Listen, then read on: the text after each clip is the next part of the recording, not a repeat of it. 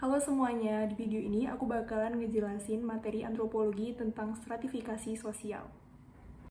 Nah, kita mulai dari pengertiannya dulu ya. Stratifikasi sosial dalam hal ini berasal dari bahasa Latin stratum yang memiliki arti tingkatan dan socius yang berarti teman atau masyarakat.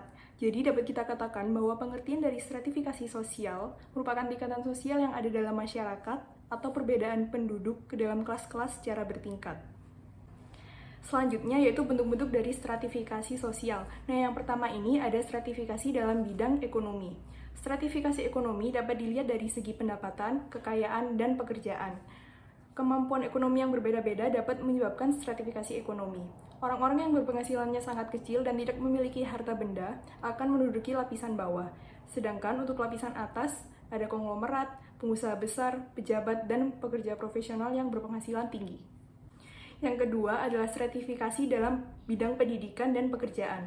Stratifikasi sosial yang tersusun berdasarkan tingkat pendidikan adalah yang pertama pendidikan sangat tinggi, yaitu profesor atau doktor.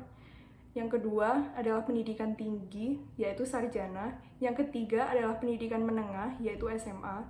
Yang keempat adalah pendidikan rendah, yaitu SD dan SMP. Dan yang terakhir adalah tidak berpendidikan. Untuk stratifikasi dalam bidang pekerjaan, berpatokan pada keahlian, kecakapan, dan keterampilan masing-masing individu. Nah, yang ketiga atau yang terakhir adalah stratifikasi dalam bidang politik. Stratifikasi dalam bidang politik dapat dilihat dari faktor kekuasaan. Mereka yang memiliki kekuasaan atau wewenang terbesar akan menempati lapisan teratas. Sebaliknya, mereka yang tidak memiliki kekuasaan sama sekali akan menduduki lapisan politik terbawah. Di dalam masyarakat, pada dasarnya dibedakan 3 macam stratifikasi sosial, yaitu yang pertama, hierarki kelas, yang didasarkan pada penguasaan atas barang dan jasa. Yang kedua adalah hierarki kekuasaan. Indikator yang digunakan untuk memilah masyarakat atas dasar dimensi politik adalah distribusi kekuasaan.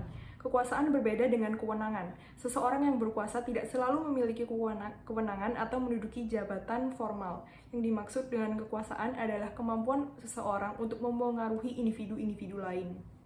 Yang ketiga atau yang terakhir adalah hierarki status. Dalam bentuk sederhana, stratifikasi sosial atas dasar status ini membagi masyarakat ke dalam 2 kelompok, yaitu yang pertama, kelompok masyarakat yang disegani atau terhormat, dan yang kedua adalah kelompok masyarakat biasa. Contoh kelompok masyarakat terhormat adalah seseorang keturunan bangsawan yang akan selalu tampil terhormat di depan masyarakat lainnya. Seperti di Inggris dan Jepang misalnya, terdapat pembedaan antara kelompok bangsawan dan rakyat jelata. Atau di wilayah Jawa ada pembedaan antara kaum priai dan wong cilik. Sedangkan di Sumba terdapat perbedaan antara Maramba dan Ata. Sekian dulu penjelasan stratifikasi sosial dari saya. Wassalamualaikum warahmatullahi wabarakatuh. Terima kasih.